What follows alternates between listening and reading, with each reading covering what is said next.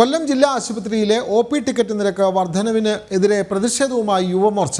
പ്രതീകാത്മക രോഗികളായി ജില്ലാ പഞ്ചായത്ത് ഓഫീസിലേക്ക് എത്തിയ യുവമോർച്ച പ്രവർത്തകരെ പോലീസ് തടഞ്ഞു. തുടർന്ന് റോഡ് ഉപരോധിച്ച യുവമോർച്ച പ്രവർത്തകരെ പോലീസ് അറസ്റ്റ് ചെയ്ത് നീക്കി.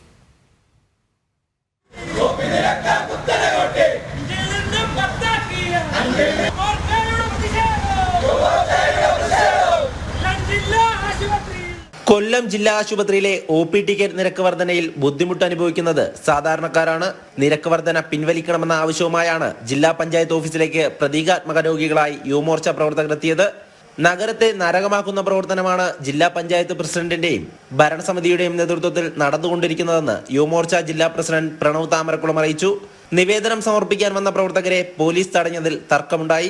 പിന്നാലെ ഉള്ളിലേക്ക് കടന്ന പ്രവർത്തകർ ജില്ലാ പഞ്ചായത്ത് സെക്രട്ടറിക്ക് നിവേദനം നൽകി. തുടർന്ന് യുവമോർച്ച പ്രവർത്തകർ ജില്ലാ പഞ്ചായത്ത് ഓഫീസിന് മുന്നിലെ റോഡ് ഉപരോധിച്ചു.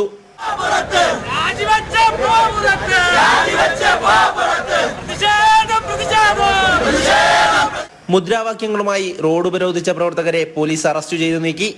ബി.ജെ.പി. കൊല്ലം ജില്ലാ കമ്മിറ്റി അംഗം എം.എസ്. ലാൽ, യുവമോർച്ച ജില്ലാ general secretary Gopakumar U, vice president Sarath Mampuzha തുടങ്ങിയവർ പങ്കെടുത്തു.